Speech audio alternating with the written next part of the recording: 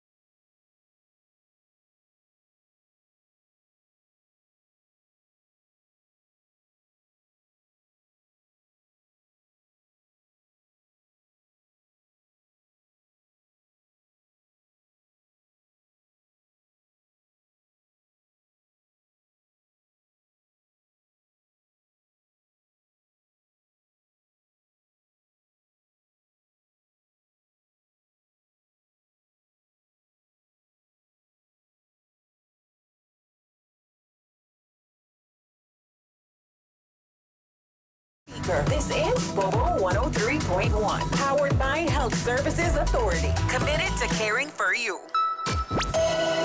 The views and opinions expressed on Straight Talk with Austin and Ellio do not necessarily reflect or represent the views of Stingray Media, its staff, or contributors. Callers to the program accept full responsibility for the views expressed. The show host and affiliates are not liable for any statements made or any harm claimed. All callers to the program indemnify Straight Talk from all claims. Offensive, defamatory, or unlawful content will not be tolerated. Be a part of the conversation by calling 745-2626.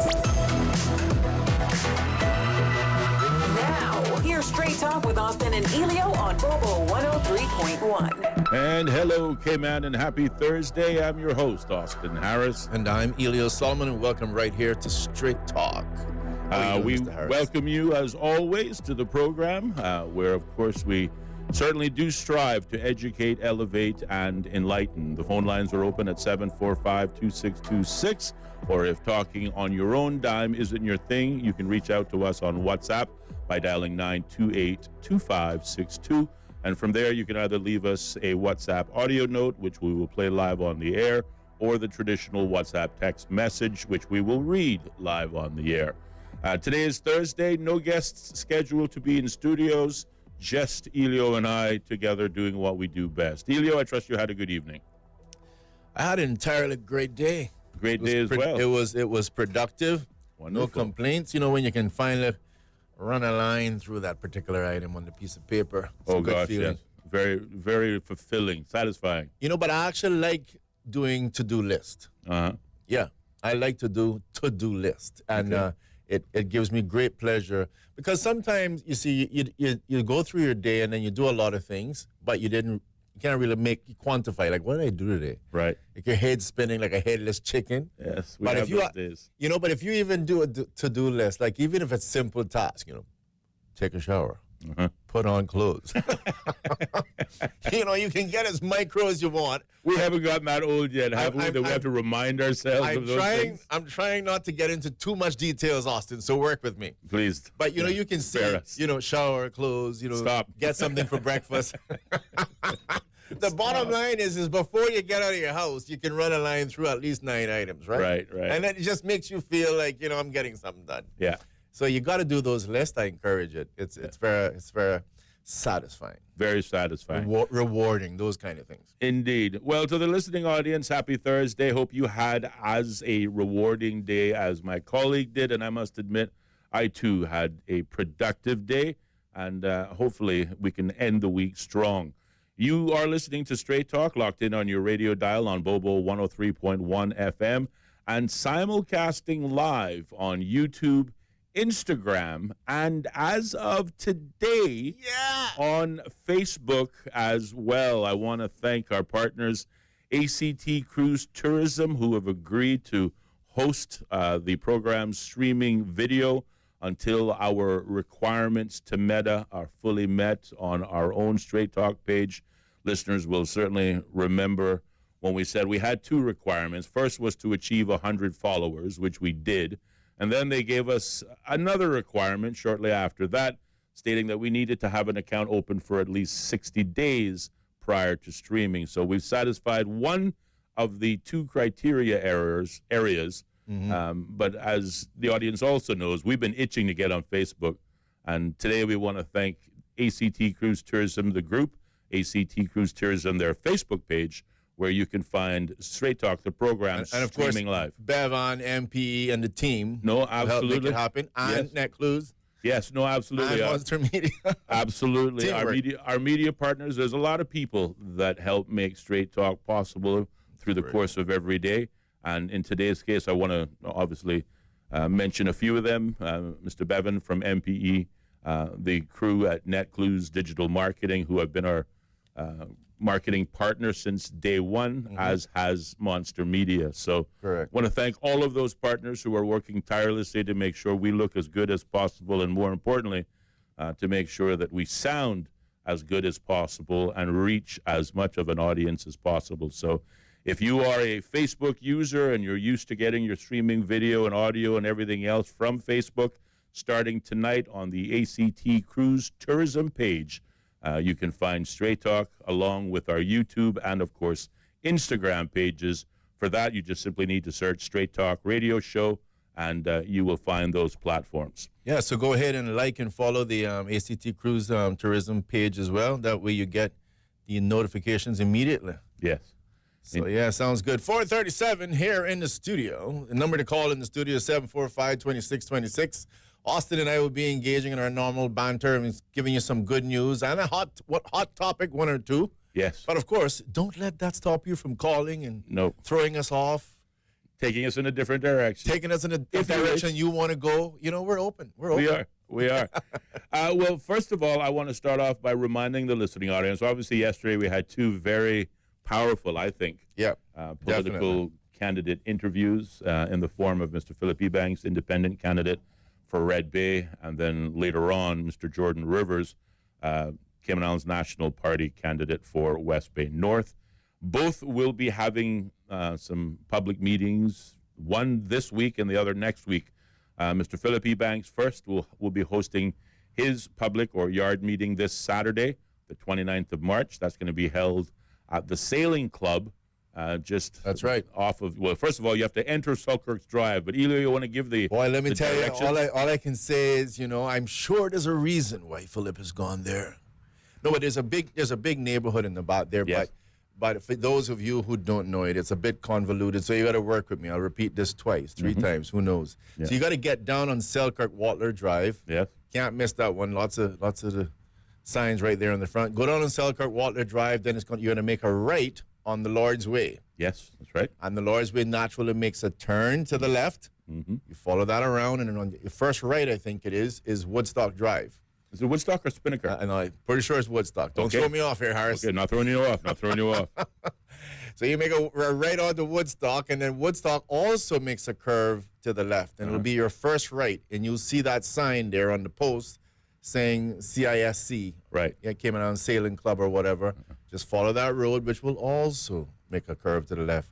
And once you make that left, you just keep going straight down.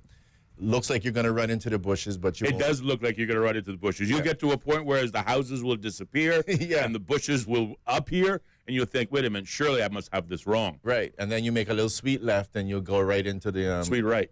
No, it's a sweet left. I think. No, if you're driving on the left-hand side of the road, the yacht club, the sailing club is on the right-hand side where the water is. But you got to make a little left, and then you do a right. Okay, all right. Make a left turn, then make a right turn. Yes, a left and a right. I know. Well, the good news here is if you are from Red Bay and you fall into your home, you should know exactly where it is. Everybody else, it's a towing cost. It's a towing cost.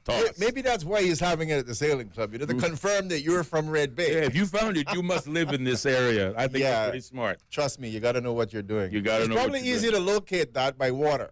Probably is. And again, it's called the Sailing Club. For a reason. Sailing Club this Saturday, March 29th, public meeting held by independent candidate for Red Bay, Mr. Philip Ebanks, encouraging as many Red Bay constituents, but certainly the wider Cayman Islands, to attend.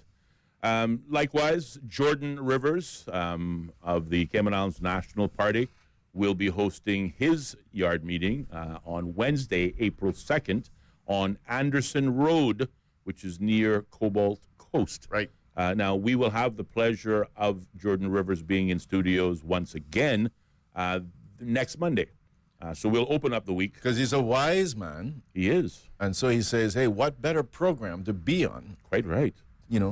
That's straight talk. He certainly is a straight talker. He is an incredibly good straight talker. What a powerful show we had with him yesterday. He's awesome. Even one or two, heart-tugging moments, which only made him more human in my mind. Absolutely. If you missed it, go find it on the archives. You got to see it. Yes. But both him and Mr. Philip Ebanks, in fairness of them both, they're very good talkers. I mean, Philip, you only had to open the gate. You know? That's right. He was out there ready to deliver his message. And again, I liked how he even talked about one gentleman saying, I'm ready to vote for you. No, not yet. I'm not finished telling you what I'm going to do for you. That's right. I love that. And that person said, listen, I don't care what you're going to do. I believe you to be a good man, and I'm going to vote for you nonetheless. So absolutely. There's a vote of confidence if I ever heard one. Yeah. And just saying again, as I mentioned yesterday, you listen to a young man like Jordan. Clearly this person, listen, you can't be that eloquent, that articulate on the issue. Because people like to say things like, he's a good talker. Yes. I'll say you're a good talker. But you don't diminish it. You can't talk like that. And I'm now talking about Jordan and yourself. You can't talk like that unless you got something between the ears, right? No, absolutely. You had to be given these things thought and everything else for it to just flow like that. So indeed. We did get one comment for Jordan on our YouTube account, but that's on the laptop in front of you. So during the 5 o'clock news break, when we pause for a short commercial break, I'll go over there, I'll open it, and then I'll let my colleague Ellio read it when we come back after 5 o'clock. I meant to copy and add it to our otherwise main computer, but again, too many things going on. But I will read it. I want to thank the listeners who are subscribed to our YouTube channel for not only subscribing, but by all means, leaving comments there for us. Whenever possible, obviously, if those comments are questions for guests, we will read them live on air. Otherwise, we will certainly get back and share the details the following day. It is 43 minutes past the hour of 4 o'clock. Our first break will be 5 o'clock, but we like to start off each and every show with a bit of good news. I can't call this bad news. There's a headline in today's Cayman Compass which says insurance industry adds $233 million a year to the Cayman Islands economy, according to a study. It reads, and if I can quote, the insurance business has boosted the Caymanian economy by $233 million a year, a major study has found. The figure included more than $136 million in payments to professions such as the law, accountancy, and the compliance sector in the Cayman Islands, as well as $18 million in fees to the government. From job creation to business travel and community engagement, the industry's contributions are far-reaching and continue to drive economic growth. The recent economic impact study, the first of its kind here in the Cayman Islands, said there was no measurement of the financial services industry's contribution to Cayman's gross domestic product by the government's Economic and Statistics Office.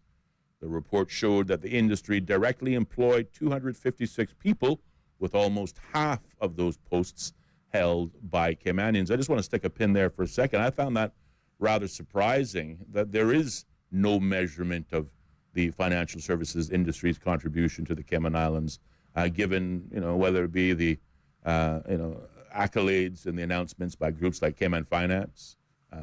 We hear oftentimes that they contribute, in excess of 60% of GDP to the country.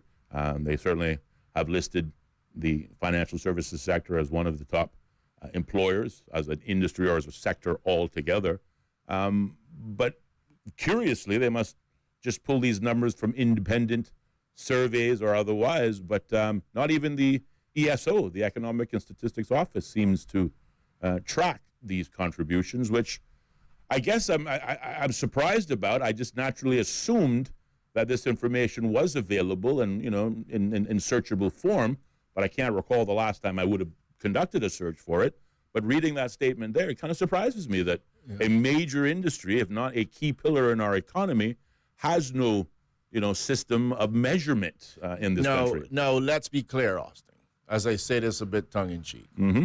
Let's be clear. Yes, let's. There are persons who would say that 5 or 6% is irrelevant. You can get rid of it. Apparently it doesn't make a contribution. It doesn't matter. Just saying. Just saying, and I want to touch on that again because, as we learned on Monday on this program, as well as the financial services industry is doing, and certainly the insurance industry is a part of that, and the good news now, talking about $233 million a year being added to it. If you tuned in on Monday, you will have learned firsthand that from a competition standpoint, the Cayman Islands financial services industry is in trouble. And a large part of that is the introduction of the public beneficial ownership registries, which really contradicts the fundamental platform as to why Cayman's financial services industry was attractive to begin with. And that is, of course, its confidentiality, its privacy, and as has been stated many times, privacy does not equate to sinister. Yeah, there are legitimate things that you want to be private. Just think about yourself, your bank account, your medical records, even the conversations that take place in your home. All of those things are private to you. You wouldn't post those on a blog somewhere. So then why would we, a financial services center, post things like who owns companies for the world to see? But that industry, that is certainly the case now, which of course, and I want to examine this more closely, if not tomorrow, because what I was thinking, just wanted to share with you sort of, out loud. It's just you and I here. This is just you and I. We're not talking to anybody else. No one's. But normally, Ellio and I would have these sort of planning discussions before we go on the air. But a thought just came to mind. What I wanted to do was I wanted to find some clips from Monday's show in particular, because I thought it was that impactful. Right. Things that the public may have missed that we believe they should catch as it relates to financial services. And again, this is not Austin and Ellio saying so. These are an industry expert, certainly somebody who has been at the center of all the major financial services storms for a very, very long time. And not just the storms, a lot of the successes as well. Tony Travers was our guest. But I also want to match what he said. And if I can go back, I believe it was the November sitting of Parliament last year, where the former Minister of Financial Services, the Honorable Andre Ebanks, delivered a raft of financial services amendments. Because again, I stated, I think earlier in the week, that I listened to that debate, that session of Parliament, and I don't recall hearing anything about the Cayman Islands, participating or going into a public beneficial ownership registry. What I remember hearing are positive things, like we're no longer on the gray list, and this is as a direct result of all the hard work, not only of your politician, but the ministry, et cetera, et cetera. But I am curious to listen to it again, because it's possible I may have missed it. At some point in time, you listen to the LA Parliament, and after a while, all you hear is blah, blah, blah, blah, blah, blah, blah, blah. So I'm going to go back and listen to it again, but I'm hoping to be able to find the remarks that, of course, our guest, Mr. Travers, said took place, and marry those two. Because what the end result is that we have a financial services industry that has been arguably the bread and butter for the Cayman Islands economy for many a year. As I said before, since Jesus was a boy, it has not been alone. Tourism has been that second pillar, and that includes stayover and cruise.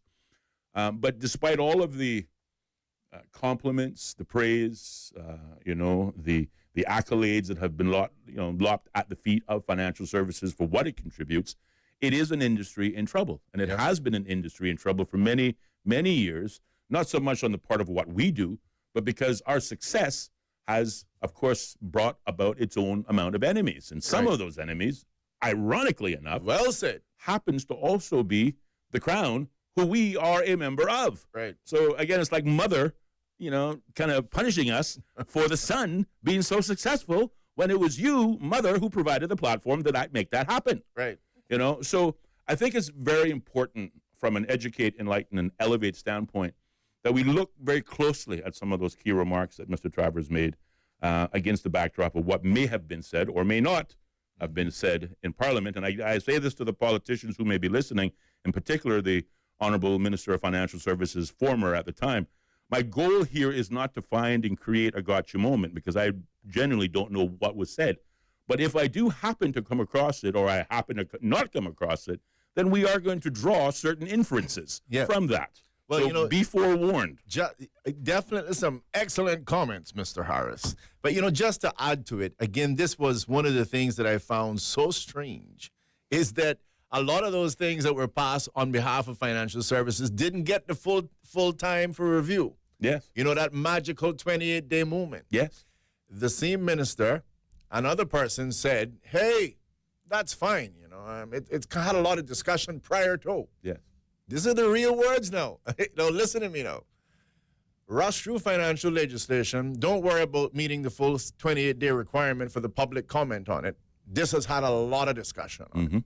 That was the argument. Yeah. Same person and same persons said one of the reasons why we shouldn't go forward with a referendum on cruise is because didn't have the full 28-day consultation. This is very, very interesting. So it's that hypocrisy we talk about all the time. I'm not sure which hippo is in the room or not. But it's definitely not right. Definitely a hippo in the room. Definitely a hippo in the room. Yeah. Well, again, when we look at the challenges that are facing financial services, and this is the ultimate point I wanted to make, which I made last week or earlier this week, but I'll say it again, just to teach us to repeat.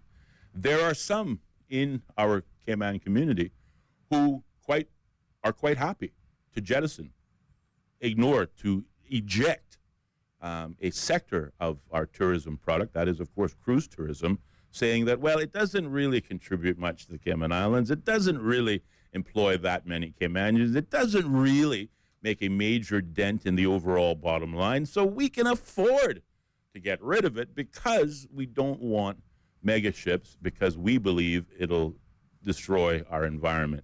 I just say to those people, well, first of all, ignorance is bliss. You must tell me what that's like sometime, because I'm very curious. Send pictures too. But send pictures too, because I mightn't believe you the first time. You're right, quite right. I want some proof of this. But again, I say to those same people, if your heart is in this country, and I have to believe that whether you're fighting for or against cruise berthing, you're doing so from patriotic reasons, and maybe I'm, again, assuming too much. But surely, if your heart is in and for the Cayman Islands, you must recognize that, a loss in financial services and a loss in revenue and potential tourism will create a terrible storm, an economic storm for Caymanians' local economy. Certainly not from the standpoint of, local taxation. Prices are going to go up. We are going to feel that loss, and so too will we feel it in other services. So I just want you to ruminate on those little facts as you go out there and, of course, wave whatever flag you want. But again, this is something I'm hoping we can pull off for tomorrow as part of our Friday show. And I just want to spell something out based on what you just said, right? Sure. This person's heard me laughing earlier on when you read the issue on the insurance. Yeah. And the fact that they were making a 5% contribution to the economy. Well, I hadn't gotten to that yet, but yes, they did. No, you did. You mentioned it, I think. Yeah. I mentioned it to you. I hadn't mentioned it to the audience yet. You sure you didn't say that on Yeah, no. I was just about to get on the whole job creation side of things. I'm putting $100 on this. You're going to lose that one. Want me to first under that one? Okay, well, you go ahead. You go ahead and say it first then. Well, no, I just wanted to continue to add from the good news, again, the insurance industry adding $233 million. The report showed that the industry directly employed 256 people, with almost half of those posts being Caymanians. Now, here's the rub. That figure rose to more than 72% when you considered the number of permanent residency workers or holders that are included in that. And then the remaining 28% are made up by persons on work permit. So, again, it is good news, but it's not good news. You know, we have 256 people, 256 Caymanians, supposedly, according to the study, that are Caymanian, working for the entire insurance industry sector in the Cayman Islands. But 72% of the overall employees are permanent residency holders. So foreign nationals who came here on the work permit system certainly, you know, stayed long enough and qualified for PR. 256? 256 Caymanians. And then like 72%. That figure rose. So whatever that 256 was, 184. it rose to by more than 72 with permanent residency holders, and the following 28% made up of work permit holders. So 72 generational, then you'll have to say, and 184 new Caymanians. Quite right. Quite right. And what's the contribution to the economy? The survey said the sector also contributed more than $200,000 towards training of Caymanians overseas. $200,000, an entire sector? Are you kidding me? I'm sorry. In addition to a budget of $112,000 allocated to local-based training. Again, an entire industry. You're contributing $233 million to the economy, but you're giving away charitably $200,000 in overseas training each year. You can do better. I'm sorry. I said it. It was estimated that the industry contributed about 5% of GDP. Now, see, if I look at that, right, because I'm going to give some kudos, some accolades, because again, if I try to take an objective view, step away from a distance and say $233 million into the economy, and you and I know with a multiplier effect, it has to be more, but let's just make it 5. You multiply it out by 5, you know, what is that number? What is that magic number? 233 million times 5, 1.165 billion. So that insurance industry, and this is why I don't understand why you can have folks on any industry to just be completely dismiss it. Like this doesn't contribute. We don't have to worry about that one. It's like, where do you get that thinking from? Because here you are, you're talking about $233 million, the salaries, et cetera, that are going out, paying loans, mortgages, and let's just set aside who's getting the money for right now. Yeah. Because permanent residency, you're still on the conveyor belt, on your way to be Caymanians. Hopefully you have a positive attitude and you deserve it. Hopefully. And yeah, hopefully. And you have 72 generational Caymanians, as we would say. But setting that particular issue aside, you still got 256 people that are paying mortgages, spending money, etc., putting 233 into the economy. And who would want to dismiss that in their right mind? And this is why, again, without laboring the point, I just see the same thing with crews. And in this particular case, you're not talking about 256 employees, and you're not talking about 72% of them being new Caymanians. You're talking about at least 2,587 employees. Right, right. Well, listen, again, this is good news. It falls in our good news category. Again, I'm not over the moon on some of the statistics that are being revealed here in it.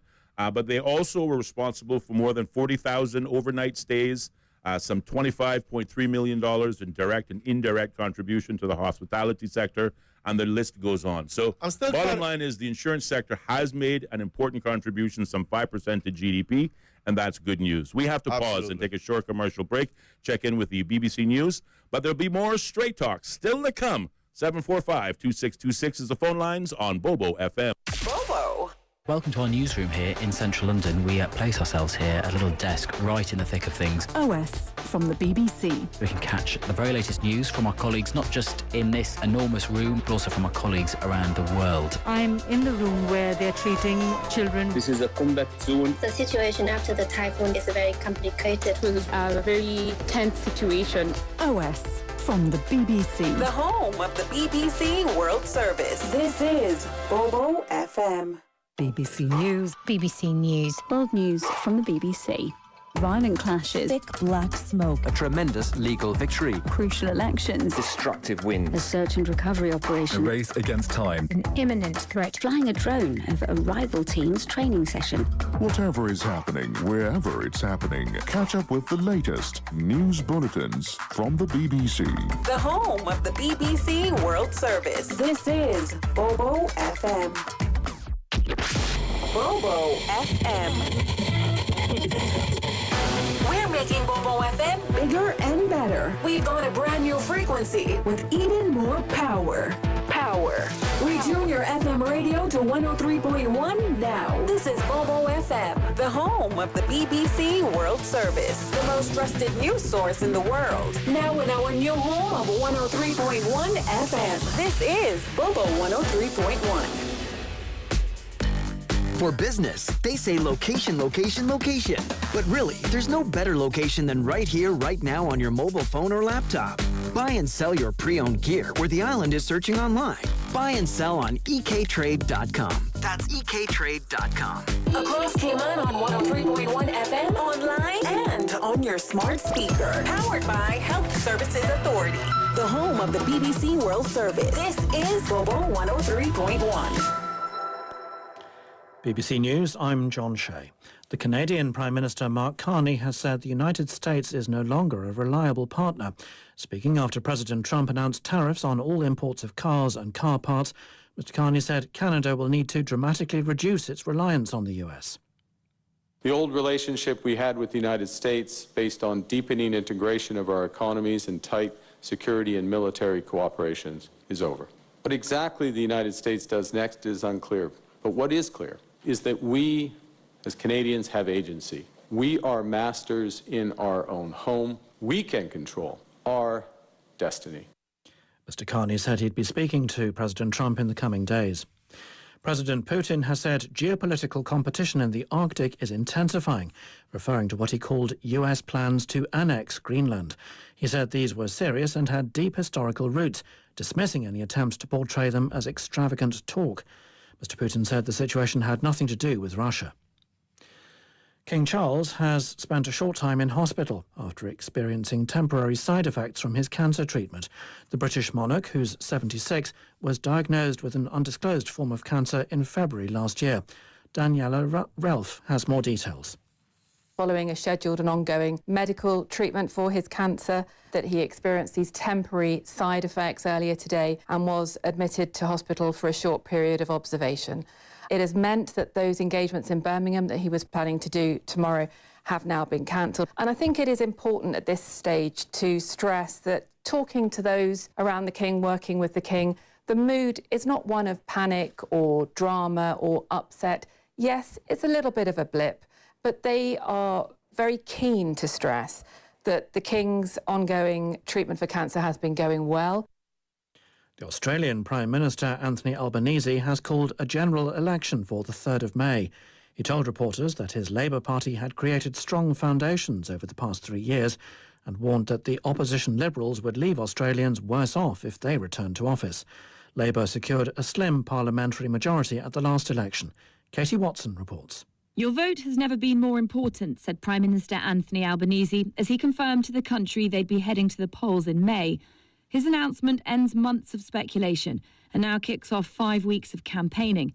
The biggest issue facing Australians in these elections is a cost of living crisis, but the rising concern over tariffs and global trade wars will no doubt lead voters to also ask who will be best placed to deal with Donald Trump. The world today is an uncertain place, said Mr Albanese, but now is not the time for cutting and wrecking, for aiming low, punching down or looking back. Words aimed at his rival Peter Dutton. This is the latest world news from the BBC. President Trump has withdrawn his choice of US ambassador to the United Nations over concerns that the Republican could lose her seat in Congress. Elise Stefanik currently serves as a representative for New York. Republican leaders held discussions at the White House on Thursday to decide whether she should remain in Congress, given the party's slim majority in the House of Representatives. The US Secretary of State, Marco Rubio, has warned Venezuela not to escalate its territorial claims against neighbouring Guyana, which recently discovered huge oil reserves. He said any attack on Guyana by Venezuela would not end well. The Venezuelan foreign minister dismissed Mr. Rubio's warning as bluster. Venezuela says it has a historical claim to the region of Essequibo, which is the centre of Guyana's oil production. 6 Russians have been confirmed dead after a tourist submarine sank off the Egyptian Red Sea city of Hurghada. The Red Sea governor says 39 other foreign passengers and 5 Egyptian crew have been rescued. Graham Satchell reports. The Sinbad submarine was carrying 45 tourists on a tour of coral reefs when it got into trouble early this morning. Unconfirmed reports suggest the vessel may have started to dive with its hatches open. If that's the case, one can only imagine the horror as those on board tried to escape. Hurghada, where this tragedy happened, has become a popular resort in Egypt, but the safety record here is poor. The Marine Accident Investigation Branch says there have been 16 incidents involving dive boats and other vessels in the Red Sea in the last 5 years. Turkey has continued a media crackdown over protests at the arrest of President Erdogan's main political rival. It's deported a BBC journalist, Mark Lowen, calling him a threat to public order. He'd been covering the unrest in Istanbul. Opposition television stations have been ordered to suspend some broadcasts. The French news agency says Turkey has released one of its photojournalists who was detained on Monday. BBC News. The views and opinions expressed on Straight Talk with Austin and Ellio do not necessarily reflect or represent the views of Stingray Media, its staff, or contributors. Callers to the program accept full responsibility for the views expressed. The show host and affiliates are not liable for any statements made or any harm claimed. All callers to the program indemnify Straight Talk from all claims. Offensive, defamatory, or unlawful content will not be tolerated. Be a part of the conversation by calling 745-2626. Now, here's Straight Talk with Austin and Ellio on Bobo 103.1. And welcome back, K-Man, to more Straight Talk here on Bobo 103.1 FM and simulcast live on YouTube, Instagram, and thankfully today, thanks to ACT Cruise Tourism, we are also streaming live on the Facebook page. I'm your host, Austin Harris. And, of course, my colleague Ellio Solomon is also with me on this Thursday. 745-2626 is the number in studios. Give us a call. We'd love to hear from you on any of the topics already mentioned. Of course, starting with the good news of the evening that the insurance industry has contributed and continues to contribute in the ballpark region of $233 million to the local Cayman economy, some 5% of GDP. And prior to the break, you wanted to make a point before I just continued with a few more. I want to make a point, and I got it. And don't forget, you made the statement that we want to chat something about someone that sent us a message. As a matter of fact, you're absolutely right. Let's lead with that. Start with that. We are going to lead with that. But before I do that, just mention that we're broadcasting on Facebook again. Yes, we are broadcasting, streaming live again on Facebook, compliments of the ACT Cruise Tourism page. So if you... So yes, if you're on Facebook and you do a search for ACT Cruise Tourism, you will find the page and hopefully our bright smiling faces looking back at you as we stream from that platform until, of course, we have passed up on our own page meta criteria, which will be our 2-month anniversary on the 10th of April. Sometime around the 10th, we should be there. We should be there. So, ladies and gentlemen, as we chatted, God knows if you missed yesterday's program, you missed a good one. You did miss a good one. So you got to go back and check the archives and have a look. Yes.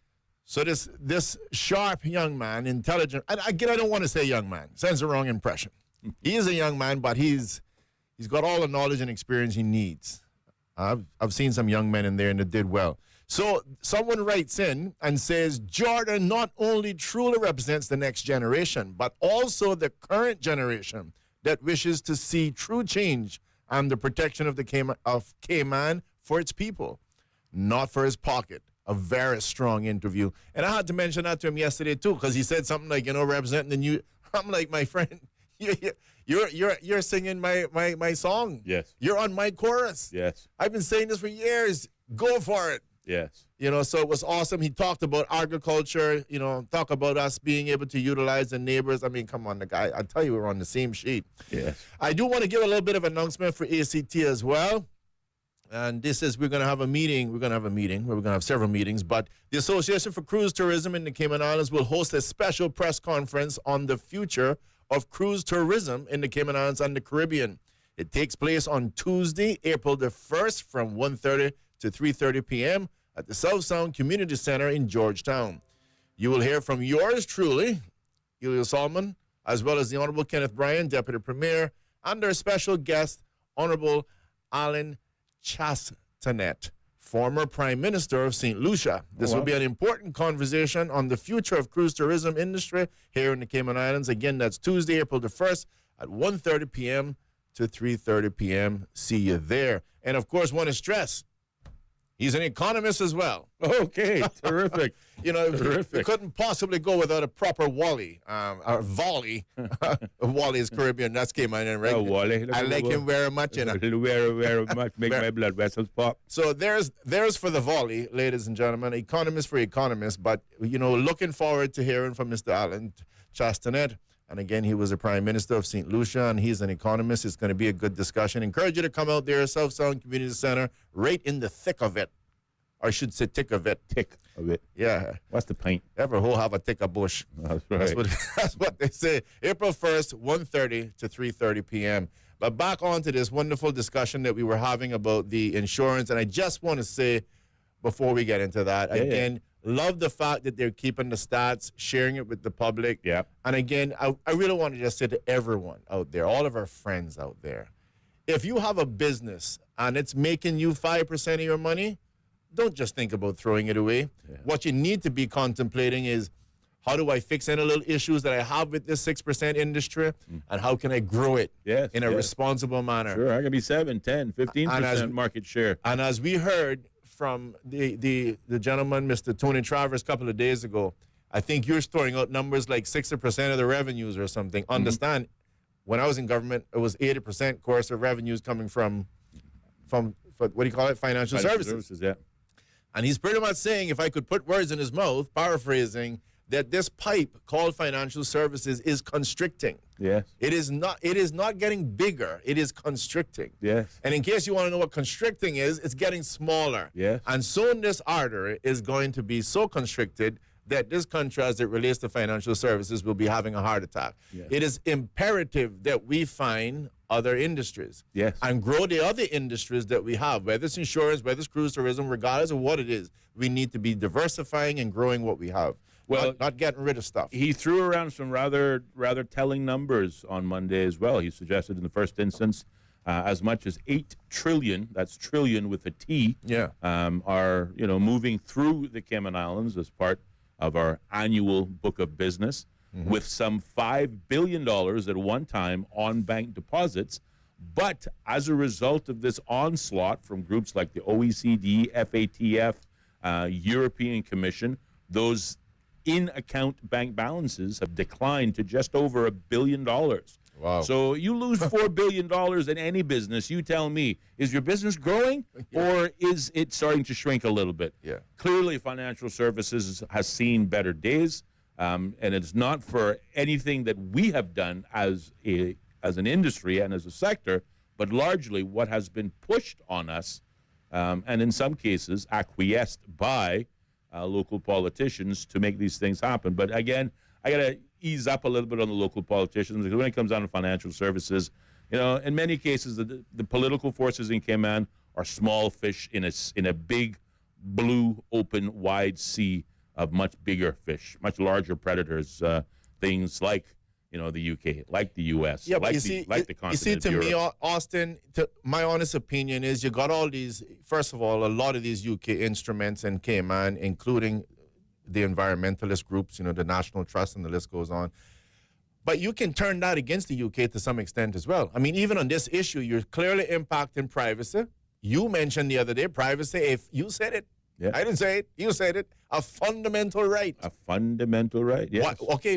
Why not get the Human Rights Committee in it? Why not get this thing and say, I'm sorry, we need to run this through a proper process here. Yes. Apparently, we're going to be breaching, potentially, a fundamental right in our Constitution. And the European courts agreed with this. But did you hear those arguments? I don't hear it. No, we don't. We certainly don't. I'm telling you, folks, Mr. Travers really said a mouthful on Monday, and I'm sure it's very easy that you missed, a lot of those key highlights. But don't worry, we won't let you, we won't let you off that way. We won't let you fall away and not be educated. Hopefully tomorrow, we will do a summary on our discussion on Monday and highlighting really some of the key statements that were made, some of the high notes, if you will, that were struck in that discussion. And again, it's just a reminder to you, you really can't afford to miss a single day of Straight Talk here on Bobo 103.1 FM. Staying with the insurance sector and the $233 million it contributes every year to the Cayman Islands economy, the article goes on to mention that the insurance sector was also responsible for more than 40,000 overnight stays by business travelers, which reinforced the link between insurance and tourism. There's that T word again. It was estimated that client meetings expenditure had met a $25.3 million direct or indirect annual contribution to the hospitality sector. That's what they spent in obviously hotel stays, food and beverage services, and entertainment within the hotel. That also included almost $10.5 million on accommodation, $3.7 million on activities such as meetings, expenses, buses, taxis, and tours, and more than $2 million on meals. The survey also highlighted that the annual IMAC organized Cayman Captive Forum was attended by more than 1,500 people a year. So those are presumably new visitors to the island, adding to the tourism package. Obviously, they're not just sitting in the conference, but they are taking in the sights and sounds and tastes of the Cayman Islands. So that's a very good thing. The insurance industry also gave $387,000 in charitable contributions to good causes in the Cayman Islands. Again, I'm going to pause there. You just want to encourage them to spend some more. I want to encourage them to spend a lot more on overseas training and job training for Caymanians and those who are interested in entering the industry. And it only seems fair to me that the industry is growing. It is making a positive economic impact to the country. And again, the industry is also paying back or giving back to the local community. But we're going to spend $387,000 on charities, not suggesting those charities don't deserve it. But then you balance that against $200,000 against what is being spent in scholarships from an industry that's contributing $233 million a year. I just think we can do better. I'm just going to leave it there.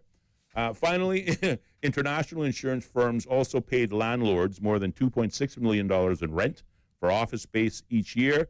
And the research, which we are obviously drawing these statistics from, was carried out by consultancy firm FTS with support from the Cayman International Reinsurance Companies Association, or CIRCA, C-I-R-C-A.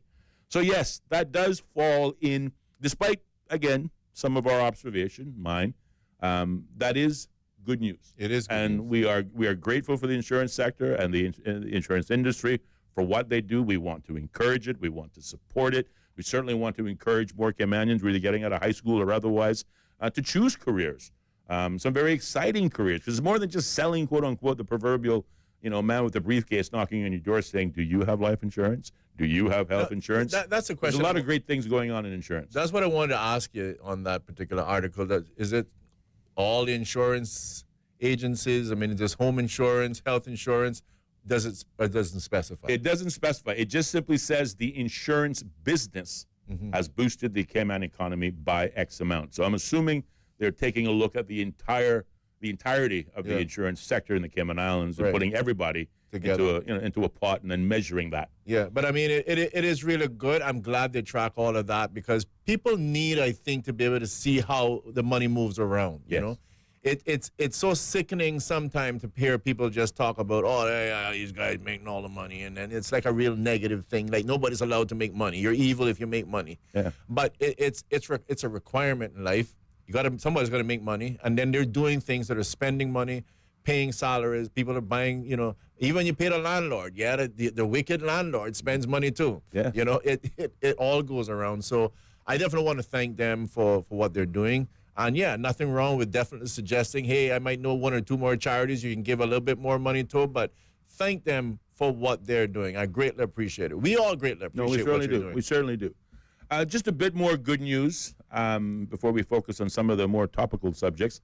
I think this is also good news as well, albeit that it represents government spending, which has also... Now, listen, there's some government spending that's useful, that's necessary. It's the wasteful, we have to have every project that we can dream of, on the agenda within the same fiscal year or the same 4-year period, that gets a little ridiculous. Again, the country really has to put itself in check and be disciplined enough not to put us in another debt spiral. Again, we have been down this road before. We know what the consequences lead to, and we don't want to go backwards. We want to move forwards. But in an article that also appeared earlier this week, may have been last week on The Compass, we've had some busy weeks, so we always haven't had the opportunity to take a look at the local media. But it says government spent $11 million last year to buy land for parks and beaches. And just a few snippets from that article. Government spent just over $11 million over the past year to snap up land to create new parks, protect coastal property from development, and provide shoreline access. The purchases of 19 parcels include a $1.7 million for a coastal property in South Sound, nearly $4.6 million for 2 seaside plots on Cayman Brac, and another $1 million piece of land on the north side coast. The land on the Brac is intended to create a nature park and public beach amenity around the Bat Caves. The splurge, their words, not mine, is part of a concentrated and escalating effort over the last several years to buy up land for public parks and for protection. Over the last 8 years, government has spent nearly $86 million buying some 765 acres, more than half of that in the last 3 years. The parcels include some land to become protected areas, as recommended by the National Conservation Council, but the project is largely being driven by the ministry, which has a goal to keep pockets in the Cayman Islands coastline free from development. And we'll have to take a look at what specific ministry they're referring to making these purchases. But again, I think this is good news in the context of people. Listen, we talk about it all the time. We talk about overdevelopment. We talk about, the inability to see, let alone feel the coastline when you're driving along a coastal road. We talk about places that are, obviously developing at such a pace that we'll never afford to get in there. That's all good for the economy, fine. That's a developing economy. Yes, that's the way this economy has worked also since Jesus was a child. But we're an island, and people come here and spend a lot of money to feel like they're in an island. A point, again, Jordan Rivers made last night. Mm-hmm. They don't come here to visit Miami Beach. If they wanted Miami Beach, they go to Miami Beach. There has been a noted absence of, public open spaces, for lack of a better word. When we look again at cruise tourism, right now there's one primary beach on the 7 Mile Beach where cruise visitors go to. That's Public Beach. It is a real challenge if you consider, of course, the introduction of mega ships. If we go the cruise berthing route, we're going to need more beaches. But we're also going to need more, landside adventures or ventures, water sports activities, because we need to, as you said, they are contributing X to the economy, but we should be always thinking, how do we grow that? How do we increase that market share? How do we get more people off the ship and on land to see tours and other excursions? Right. We need to create these things. So likewise, but we need land to create those things. In this instance, these lands will be used for public parks. So that's mean more parks and communities, for more beaches that are owned by the government for public use. Again, we heard of one in East End that was the subject of some dredging works that I don't know whether it passed or not. They're not without their faults and not without their challenges, but I think the overarching point here is the government has listened over the last 8 years that there isn't enough of these sort of opportunities, these open spaces, and they're trying to correct that. Yeah, they got one going on. What was it? Where was it they used to hang out there? Moon Bay Apartments or whatever? As you're heading out of town, coming up out of Boston town on the right-hand side, so they got that public beach just heading up there. Yes, I mean, it's looking beautiful. It right? is. And I don't know, it's much more attractive than the bush I saw there. Yeah. And it's good to know that you're going to be creating another place. And to me, it's going to be a little bit like a 7 Mile Beach there. I think you're going to end up with 3 places, if not possible 4. You're going to end up 7 Mile Beach. Boston Town's going to be in a similar position. And then you've got out there by the Morris, et cetera. Yeah. And, of course, you've got the Kaibo area. Yeah. I'm glad you mentioned Boston Town because certainly, just as you enter Boston Town proper, the former capital, right there on the right-hand side next to or behind the gas station. Right. I don't know what that area is called precisely. But we've put up development there. We put places for people to sit, coverage structures, so you can go there day or night, whether it's raining or there's too much sun. You want to get a little shade. All of these are amenities near the Aussies, intended for near Aussies. So it's intended for public use. Whether you are a visitor or whether you live here and want to staycation, take advantage of what people pay top dollar to be here for every year. You need amenities for that. And again, I think it's encouraging that the government has spent money in this area. I think this is money well spent. I'm sure we can easily identify areas where it's money not well spent, but that's not obviously the objective today. Yeah, no, absolutely. It is 5:25 here in studios on Bobo 103.1 FM, giving us about 4 minutes before we have to pause and go off to a very short commercial break, checking with some of our sponsors and those people that make what we do here possible. I will say to the listening audience, you will have noticed, certainly in the last almost 2 months, and again, I think that's a credit to what Ellio and I are doing. We're seeing business grow. We're seeing more, commercial ads added. Before we were running almost 53 minutes, commercial free. And whilst that is good for us and good for the listening audience, to have more time to either hear from us or share their views, we still gotta pay the bills. Got to pay the bills. So we're grateful to the sponsors and advertisers who have certainly seen the benefit of what Straight Talk can bring to the table, and obviously can seek to improve their business as well and their own market share.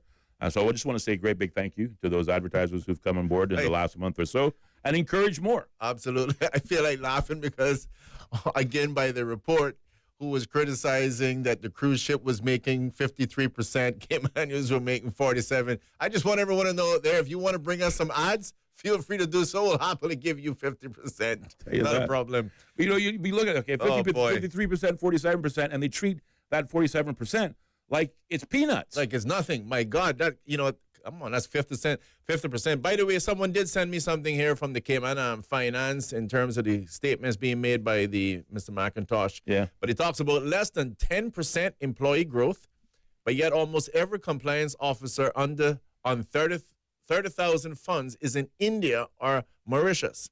That's at least 200 jobs that could be in Cayman. Here you go.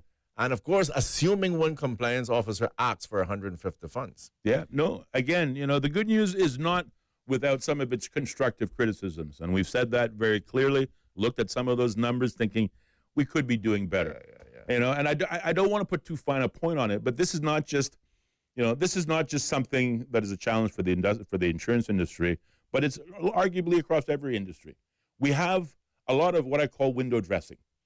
Companies, sectors doing just enough to satisfy the laws, just enough to satisfy the politicians that new job creation is taking place, just enough to support furthering education. I like that. But not enough when you compare what they're bringing in revenues, what they're bringing in as salaries for CEOs. Yeah. Yes, they're contributing to the country. Yes, the industry is making money. Yes, that benefits the country in terms of a moving the needle standpoint, but we could do better. Yeah, well, growing less than 10% over a 15-year period in Cayman, but 30,000 jobs going to India or Mauritius doesn't sound like a good balance sheet to me. No, not at all. 528, and certainly we want to hear from you, Cayman. Certainly we want to thank that listener for providing that feedback. And listen, if there's any topic, whether it be the government buying land, whether the insurance company is contributing $233 million or 5% of GDP, we want to hear from you. 745-2626 is the number. If talking and spending your own dime isn't your thing, well, you can reach out to us on WhatsApp. That number is 928-2562. And from there, you can send us either a WhatsApp audio or voice note, and we will play it live on air, or a more traditional WhatsApp text message, and we will read it on air. We also have an email address, host@straighttalk.ky. We're going to pause, take a short commercial break, but keep it locked. There'll be more Straight Talk still to come on Bobo 103.1 FM.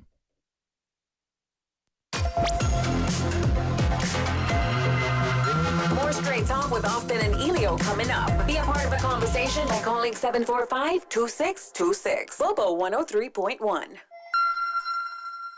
K-Man, could it be you? Tortuga's 10K giveaway is back, and someone's walking away with $10,000 in cash. Every time you spend $25 at Tortuga Fine Wine and Spirits or discount liquors, in-store or online at tortuga.ky, you get a shot at winning big. As well as $10,000 in cash, we've got thousands in giveaways to hand out every week. Think staycations, the latest iPhones, exclusive experiences, and more. Get in to win. Visit tortuga.ky for the full terms and conditions. The countdown is on for Capella Music Festival on Saturday, March 29th at the Festival Green, Camana Bay. An unforgettable experience and non-stop entertainment presented by Cayman Airways and Camana Bay, featuring international stars Ashanti, Clean Bandit, Gramps Morgan, Kamani Marley, and Elaine, Nyla Blackman, and DJ Puffy, alongside local artists and DJs across 3 stages. Purchase at Tier 1 pricing while supplies last at CapellaMusicFestival.com or in-store at Blackbeard's, AA Rubus, FIS MoneyGram, Winter Circle, Tortuga, and Sing's Roadie Shop. Capella Music Festival, Saturday, March 29th. A true festival experience. Brought to you by the Cayman Islands Department of Tourism, the Ministry of Health and Wellness, Hopscotch Productions, Bacardi, Massive Equipment, Barreau Development, and Stingray Media.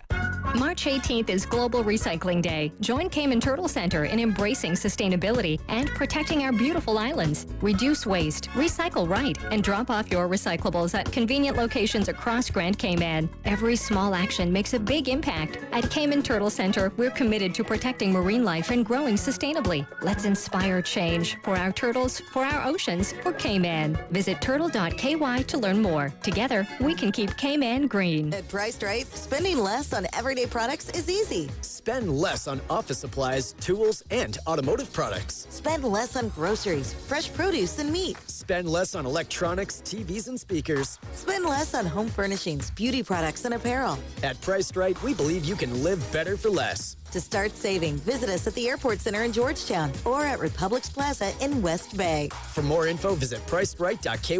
Live better for less at Priced Right.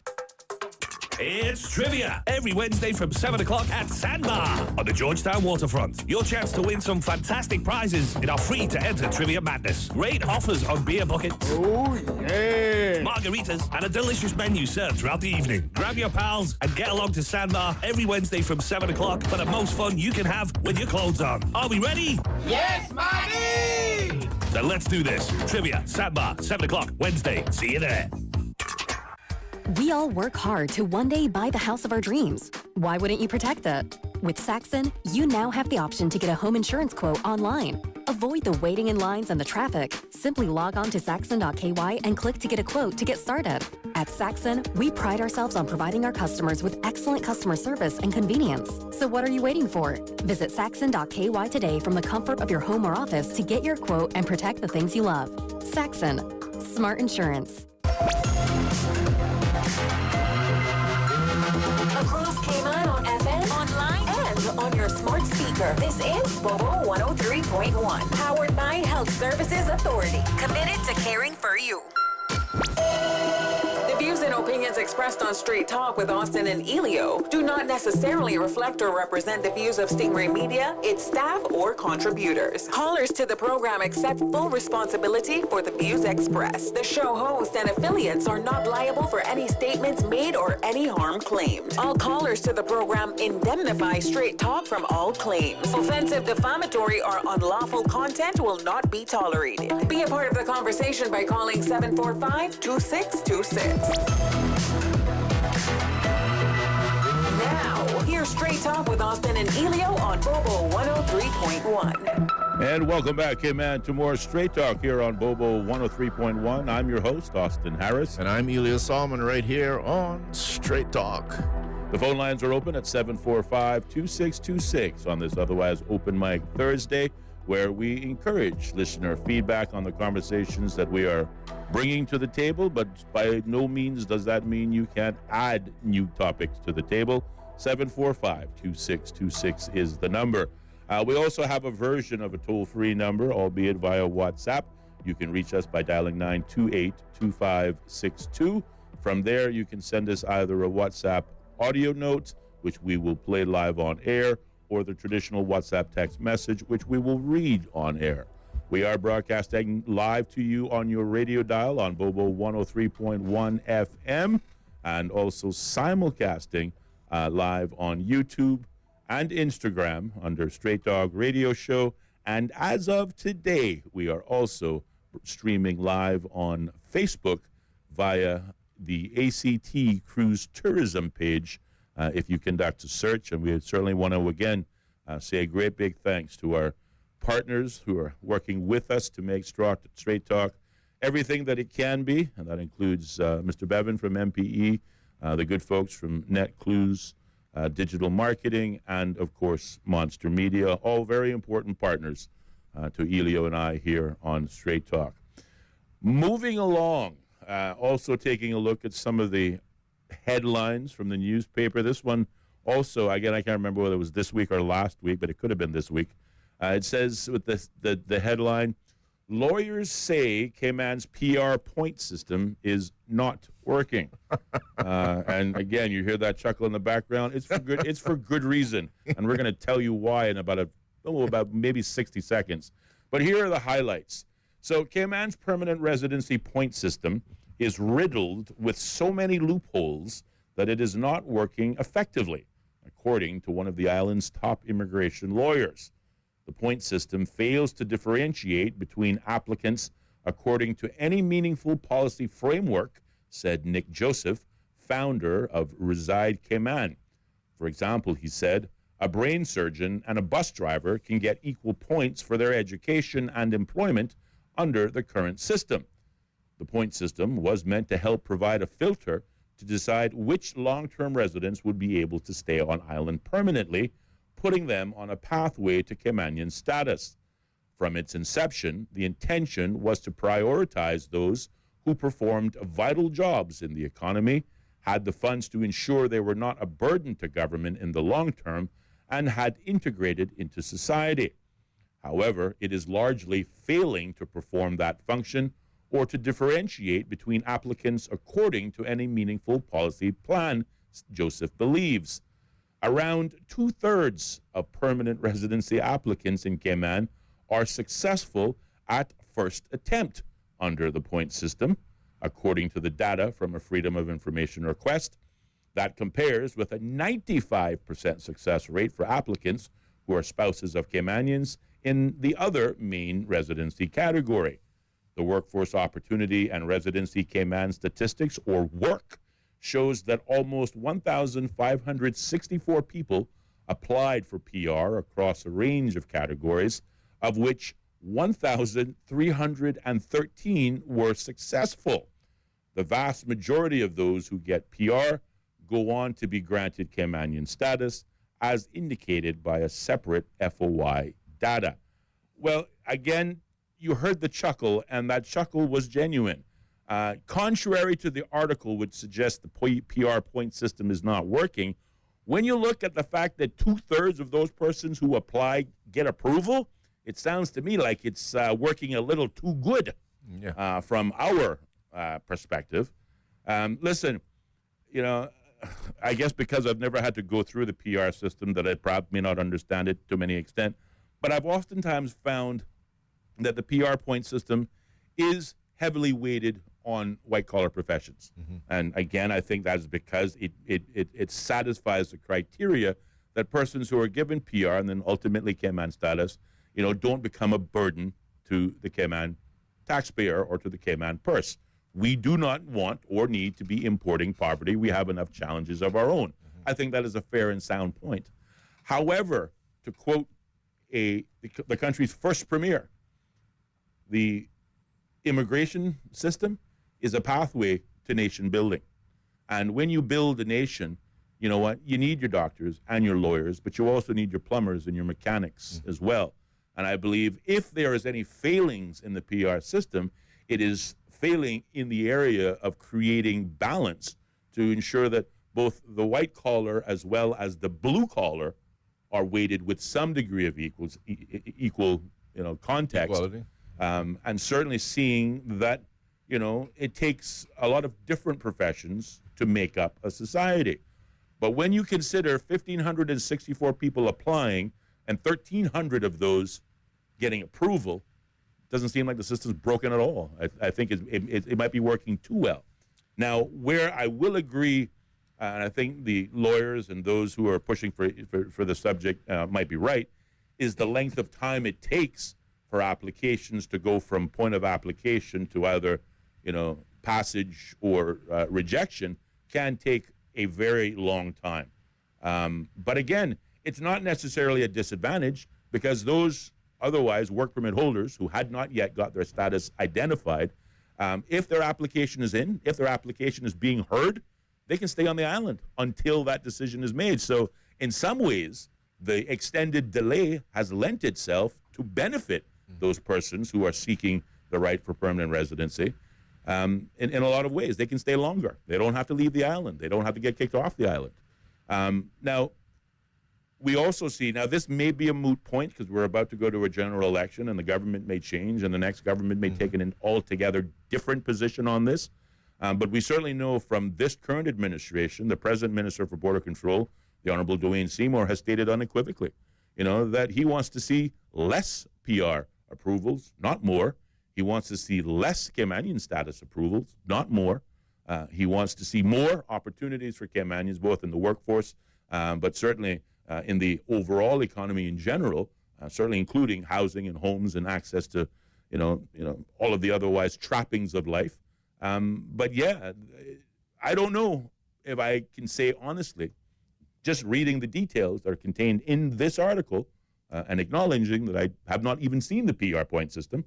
I guess, that was above my pay grade when I was in office. But I can't say that I agree with the article's findings. Well, I'm going to say, first of all, that I, without doubt, believe that the PR system needs to have a proper review because as I heard you read the entire article, it made a little bit more sense. And first of all, I would also stress that I have a tremendous amount of respect for the lawyer, Mr. Nick Joseph. I think he has a bright mind.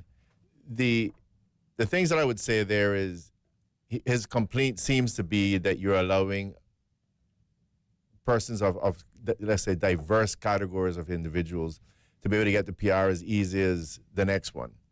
And it is something that we need to decide in terms of what exactly is it that we want to see in the country. And to your point, is it simply a matter that a person has to have a certain amount of money? Is that what we're looking? I think that's important in some instances, but like you say, you need a balance as well. You're going to have money and you need to get your roof built. Yeah. It's probably not the guy with the money that's going to build a roof. Probably right? not. It just makes sense. Yeah. But at the same time, I really believe it is important that you try to find something that allows you to gauge whether that person is genuinely committed for the best interest of this country. Mm-hmm. That, to me, I put above anything else. Yeah. I encourage person to liken this to someone coming into your home. Are you going to let someone come into your home simply because they have a lot of money? No. When at the end of the day, they may be using the money to do something that's completely negative, adverse to your own home? Yeah, no, you're right. What you want is you want someone in your home that you can say, listen, this guy is like my brother. Mm-hmm. This woman is like my sister. I mean, when the water was coming in Hurricane Ivan, they were bailing. They were bailing right there with me. Mm-hmm. It wasn't a case of saying, hey, I'm leaving. I have a quick flight to take, but I promise I'll send you a couple of dollars. No, and that's why a lot of times, as I say, when the hurricane comes, when the rough weather comes, you get to really know who your friends are. True. Is it a fair weather friend, or is it a friend to say, hey, looks like we're making lose it, but we're gonna die right here together, brother. Yeah. And I think that's what I really want to see, us find a way to filter some of those people out. And absolutely, we need money. We want persons that have that quality in terms of character, the individuals, bringing the right attitude, bringing the right personalities to the country. But amongst, I think perhaps most important on my list is, let's see if we can find some people that are genuinely committed to the best interests of Cayman Islands and the Caymanian people. Because when I hear people, and I keep saying it again with some of these, what was Jordan's word? He is an environmentalist, but not a what? Yes, he's an environmental activist, but not an environmentalist zealot. Right. We have some of these zealots running around and these extremists, and I've said before, unfortunately, some of them are innocent, but a lot of them do not necessarily mean the country well. And bottom line of it is that we need persons that are genuinely interested, because if you're genuinely interested in Caymanians, then why aren't you, amongst other things, why aren't you pushing in the same financial services industry to say, come on, we should be able to have more people being employed? Where is the lobbyist for this? Yes. Where's the lobbyists for that? That's what I want to see. No, indeed. And I would just simply say, again, I have not, honestly, full disclosure, seen the PR point system, know perhaps as much about it as I should know. But again, one of the, I guess, joys of hosting programs like this is it also forces me to learn about those areas that perhaps I am not as familiar with, so that we can carry our conversation in that regard. So, I will be making efforts to, get that information. There was a time I had access to all of it, and there was no problem in getting it. That time has since passed. I'm now a civilian.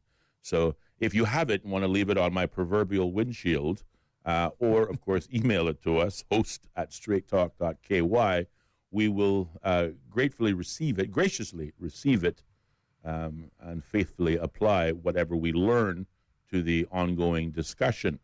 But the article goes on to point out that amid a growing debate about immigration reform following the publication of her government white paper, Joseph, an immigration lawyer and consultant, suggested a positive first step would be to tweak the current PR system. He said the point system does not operate and never has operated as intended. It's failing in its primary purpose, and that is to choose between applicants. Again, I think this is a fair point to a certain extent, and certainly we would... as we say, meritorious comment. A meritorious comment, indeed. But again, I will also go on record as stating 1,564 people applying, 1,313 being successful. That's not a bad ratio at all. Well, not in terms of producing numbers, that's for sure. Yeah, definitely not broken in that regard. No, definitely not broken in that regard at all. Again, how long it took to achieve that success, I think there may be a legitimate claim in there to be made, but certainly it doesn't suggest by any means to me that when 2/3 of those who apply get approval, and I have to ask the question, what is the expectation? What is it that would satisfy those otherwise pundits on this point to identify to them that the system is working? Yeah. Would 100% be your number? And if so, I also ask, where's the balance there? Yeah. No, and again, just touching on, it seems to be the lawyer week, because we had Mr. Tony Travers. Now we're chatting a little bit about, again, Nick Joseph. And there's other examples, so, please forgive me that I can't possibly include everyone. But I think you have, again, the two good examples of persons that one would say, oh, well, he not came on you. But when you look at the contribution and you look at the attitude and the characteristics, I think you can look and say, I like what I see. Mm-hmm. I see someone who is fighting for Cayman. Yeah, you could say there's, as Ayn Rand would say, the virtue of selfishness. There's always some benefit. Any Caymanian, generational or otherwise, who fights for Cayman, there's some benefit in you for that as well. But even I remember Mr. Nick Joseph, he wrote some, forgive me, I don't have it in front of me, but he wrote something, I think, for one of the, what was it, some historical thing about Cayman and the slaves, etc. I mean, I just love seeing that dedication to pushing Caymanian culture and pushing, again, things that are good for Cayman. So just kudos to him. Kudos, again, to persons like Mr. Tony Travers and the many others that have come to this country, called Cayman home, and actually, hopefully, on a daily basis are making a real contribution. Yes. Kudos to all of those persons out there. Absolutely. And again, for those who are not, some of these persons, and I'm not calling any names, some of these persons who I don't think mean very well, I don't know, get a flight radar or something. Right. Well, indeed. 5:48 here in the studio, 745-2626. If you have something you want to talk about, or just take me and Austin total off course onto a better topic. But if not, I want to read this finance article. Maybe we can discuss that, because the person did send it to me. I didn't get all the details of it. Mm-hmm. But these were comments that were being made by Mr. Steve McIntosh, which I think is now, I don't know what the title is, but president, if you like, of the Cayman Finance. What's the title? Of the director? Head of Cayman Finance. I think it would be director or president of Cayman Finance, maybe. Yeah, well, we're going to have a read of this, I think. Yeah. I just saw, again, some comments coming, I think, from Facebook, as it relates to the whole Facebook PR. Up. We got a Facebook, we got Facebook up now, so we're getting comments from there. You don't get American status in a year, even in a couple of years, as an instance. It says, it's looking attractive. However, if we see building is the washroom shower facility. Okay, I don't know what that is. But yeah, so I guess the comment. Hold on, stop this. Where are you leading me here? Yeah, it says, looking attractive. However, if I see a building is the washroom shower facility, it's too small, considering we're trying to move tourism east. I mean, sometimes you got to wonder, okay, I'm sure you're thinking of something very significant, but the way you go about explaining it in writing leaves us kind of... There is a point here. There is a point here somewhere. I'm sure it's clear as mud to the writer, but they got to work on, how they share that information, because that last one made zero sense to me. I'm sorry. I just thought it could be something. It could be in the hot chocolate that we're drinking, mind you. It might be. It might be, or a brownie or something, that is there.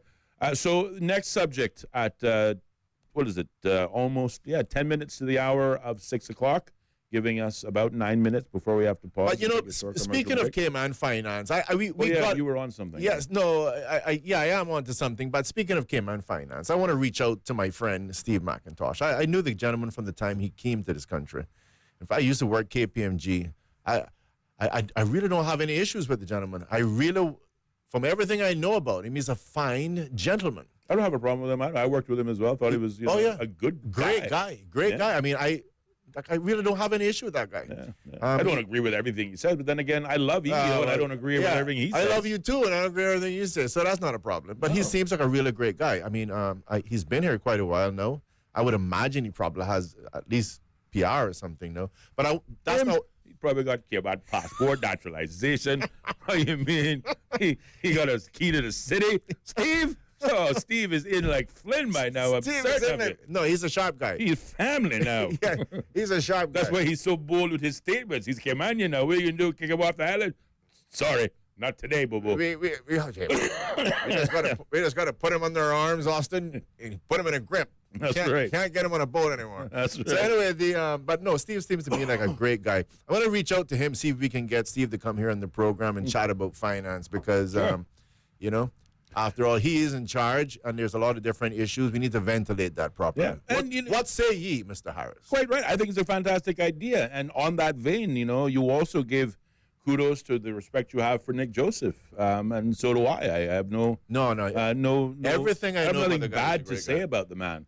I might not agree with all of the points and directions he's trying to make as it relates to PR, but that doesn't make me any more or less right. No, absolutely. I certainly will also seek to, reach out to Nick and invite him. Nick, Joseph, you got your ears on?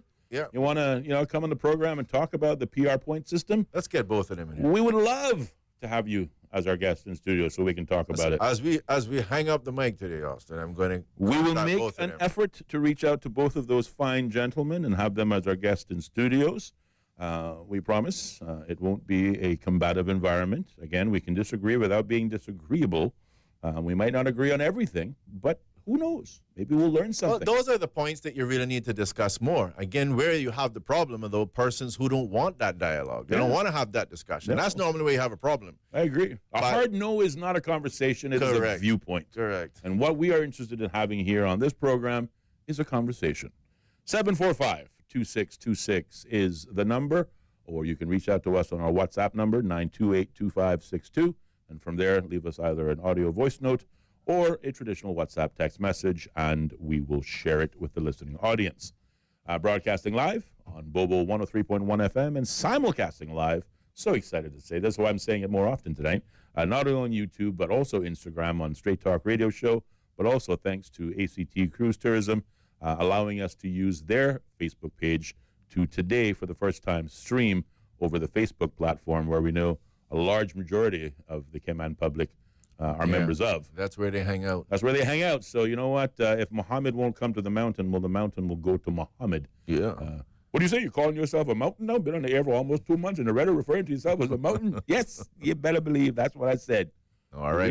Hear it again. Let me give my little plug again, shall I? How much time do I have on us? You got 5 minutes. 5 minutes. 5 minutes before we go for a break. So I can read very slowly. No, don't so anyway, I won't do that. The Association for Cruise Tourism in the Cayman Islands will host a special press conference on the future of cruise tourism in the Cayman Islands and the Caribbean. It takes place on Tuesday, April 1st from 1:30 to 3:30 p.m. at South Sound Community Center in Georgetown.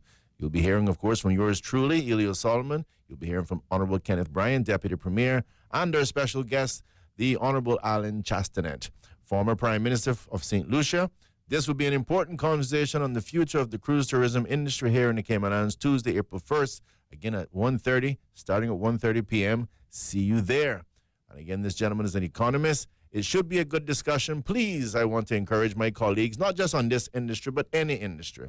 Understand at the end of the day that the Cayman Islands needs to be diversified. We need to be able to make sure that we're having things that are making the economy strong and push to make sure that Caymanians are at the top of, if possible, making some of those ownership decisions in their own country and definitely providing employment for everyone and definitely Caymanians up front. So want you to come out at 1:30, South Sound Community Center, 1:30 p.m. on April the 1st. All right. 5:55 is the time in studios, giving us about 4 minutes before we have to pause, check in with our BBC News, but still gives us enough time to tackle another subject, and of course something that we have not had a chance to address both Monday and Tuesday, and even Wednesday for that matter, largely based on what our schedule has been like this week. But we would rather be busy than slow, so we're not complaining. But there was on, when was it? Tuesday evening, the Cayman Brac East Candidates Forum, hosted by the Chamber of Commerce. This was the first of the Sister Islands Forum, part of the pre-election events hosted by the Cayman Islands Chamber of Commerce. And there were, of the 5 candidates who are vying for a seat in Cayman Brac East, there were 2 no-shows. The Honorable Premier and incumbent MP, Juliana O'Connor Connolly, failed to make an appearance. Miss Juliana, who else? Pardon me. And the independent candidate, Maxine McCoy Moore. However, 2 other independents, Ruth Ann Bodden and James Albert Christian, I believe he called himself the Bottler Man, 2 independents, they were in attendance, as was the leader of the Cayman Islands National Party, a man who sees himself as potentially the next premier of the Cayman Islands, Mr. Layman Dan Scott. I got to make sure to interject this. I started laughing when you said that, but please, I'm not laughing about the I'm not laughing at all about the, what is it, Cayman Islands National Party. No, I'm not laughing about that. No, I'm laughing at well, that's what he called himself during the debate. Yeah, he acknowledges that. Somebody sent me some clip. You know, they go, I got more bottlers. I'm saying to myself. hey, listen, Cayman Brac and Little Cayman, that's unique. That's rural Cayman. That's small town Cayman. Oh, you know, it's like you go to the Sister Islands and you get transported back in time. And believe me, I'm not saying that's a bad thing. It's a wonderful thing sometimes. No, sometimes you just need to slow it real low down and enjoy yourself. And you stop and smell the roses. Or it was kind of one of those things like, I'm debating right now, but I'll let you know that, hey, afterwards, if you need any bottlers, you give me a call. I mean, it's a bit like me on Radio Cayman, plugging straight talk. You know, there I am on there with Dwayne. You know, hey, Dwayne, if you don't mind, come on Straight Talk. It is on 103.1. And I'm like, he can't even charge me for it now. You know? That's just so man. We got no shame at all. We would just say what is on our mind. You got to do what you got to do. And I love that. I mean, I really, really do. And again, I say it, you know, where else in the world can we get away with it? Nowhere. But we're home, so we can get away with it. And, you know, there's also a saying that, you know, what is it? I gotta remember to get it. I gotta get it. While right. you're trying to figure that out, I can just picture the guy saying, "Yeah, bottlers, I sell about $5.95 a pound." You know, all Brackers are Caymanians, but not all Caymanians are Brackers. Boy, you know? No, but you know, honestly, I'm gonna say something. I'm going on a limb here. 25 seconds. But how much? 25, 24, 23. Talk. Can you do it? I can bet you the Cayman Islands National Party got that name is because you couldn't put Cayman National Party because a Bracker would feel like you were leaving him out. I'm sure they would. I bet you're right. That's why you're right. That's why it became CINP. 58 minutes past the hour of 5 o'clock. We're going to pause, take a short commercial break, but keep it locked. There'll be more Straight Talk still to come. Bobo. The BBC's From Our Own Correspondent. In today's Russia, no one is allowed anywhere near the political stage if they pose a serious challenge to Vladimir Putin. Stories and reflections from our reporters around the world. There is a major sense of insecurity here. More people are coming in from Sudan every day. From Our Own Correspondent from the BBC. The home of the BBC World Service. This is Bobo FM. How can we understand the world better? The BBC World Service is a window onto the wider world. The vantage point from which to survey a new horizon. News, reports, and analysis from around the world. Stories we think matter. Different people from different societies. We get to the heart of global issues. News, stories, and global perspectives from the BBC World Service. The home of the BBC World Service. This is Bobo FM.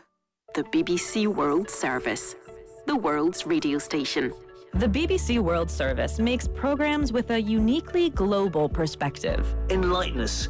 Where do we start? The latest world news and current affairs. The very best in global arts and culture. What has been happening on the financial markets today. Social issues, political stories. Everything was there in a way that I'd never heard before. The BBC World Service. The home of the BBC World Service. This is Bobo FM.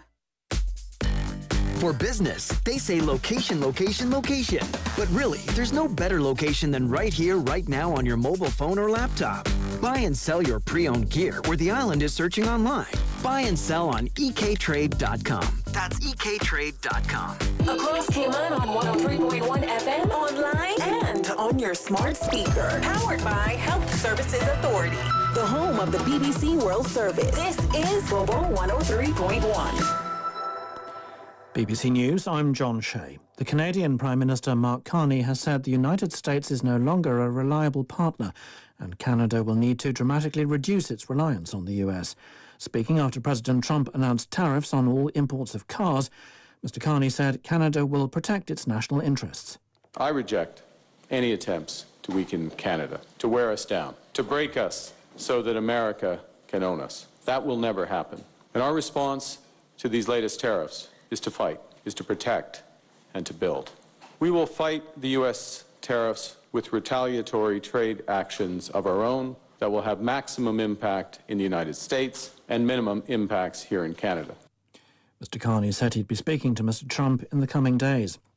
President Putin has said geopolitical competition in the Arctic is intensifying, and Russia thinks the US plan to acquire Greenland is serious. He said the US ambition to take over Greenland had long-standing historical roots, but he said the situation had nothing to do with Russia. King Charles has spent a short time in hospital after experiencing temporary side effects from his cancer treatment. His engagements for Friday have been cancelled. The 76-year-old British monarch was diagnosed with an undisclosed form of cancer in February last year. An official statement was released earlier. Ben Schofield explains.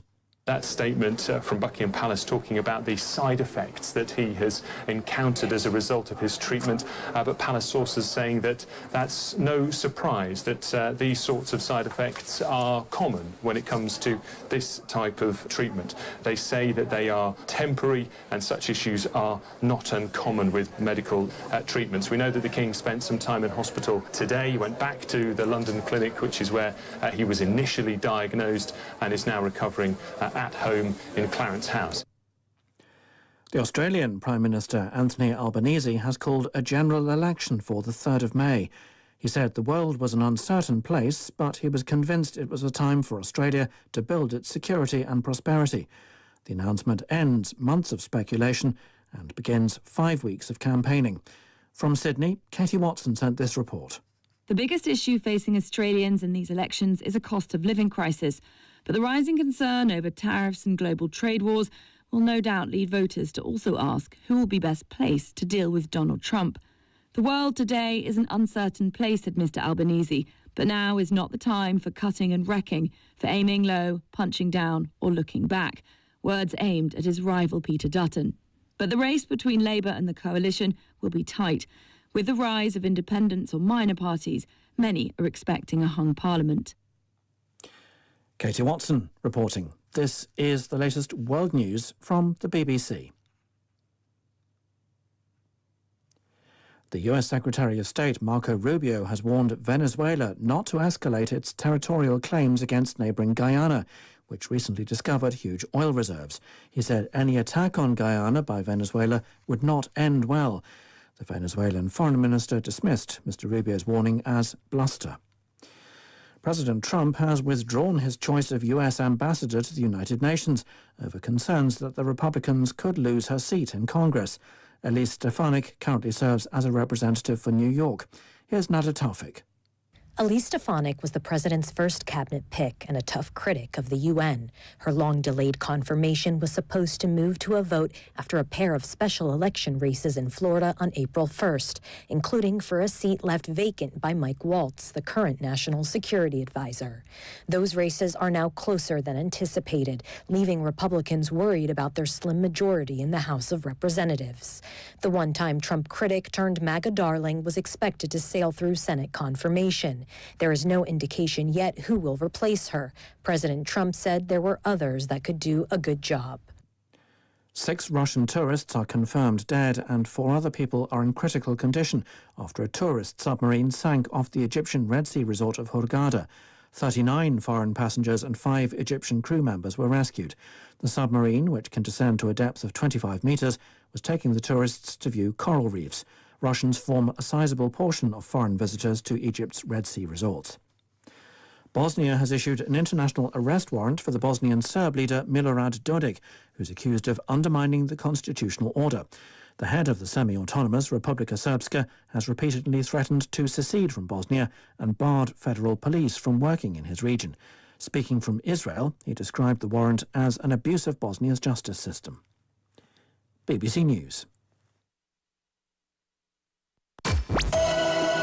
Views and opinions expressed on Straight Talk with Austin and Ellio do not necessarily reflect or represent the views of Stingray Media, its staff, or contributors. Callers to the program accept full responsibility for the views expressed. The show host and affiliates are not liable for any statements made or any harm claimed. All callers to the program indemnify Straight Talk from all claims. Offensive, defamatory, or unlawful content will not be tolerated. Be a part of the conversation by calling 745-2626. Now, here's Straight Talk with Austin and Ellio on Bobo 103.1. Ladies and gentlemen, welcome back to Straight Talk with your host Austin Harris and myself, Ellio Solomon. It is just 6:06 here in the studio. The number to call is 745-2626. Again, that's 745-2626. And I just want to say, I've been instructed that my French needs to improve, which is probably good, because I was told I was very good at French when I used to go to the bars, but apparently it's not as good as I thought. It's so struggling a little bit. I'm having a couple of struggling, and it's more than the word "we" apparently. Oui. So I'm going to do the blurb again, and this time get Mr. Allen's name perfectly correct. Perfectly. So I just want to let you know that we're going to be having a meeting on April the 1st, 1:30 to 3:30 at the South Sound Community Center. That is on April the 1st. Speaking there is going to be myself, yours truly, Ellio Solomon, Honorable Kenneth Bryan, Deputy Premier, and Mr. Alan Chastanet. Chastanet. I got the right pronunciation now. Fantastic. And I mean that with all seriousness. Mr. Alan Chastanet was the Prime Minister again of St. Lucia, and he's also an economist. I think it's going to be a wonderful discussion, allowing us to be able to combat some of the foolishness, some of those rogue individuals running around the place. Right. Putting everything to straight. Either way, it's a wonderful discussion, and I did promise, and my colleague agrees as well, we're going to both reach out to persons like Mr. Nick Joseph, yes, the lawyer who's writing on the PR.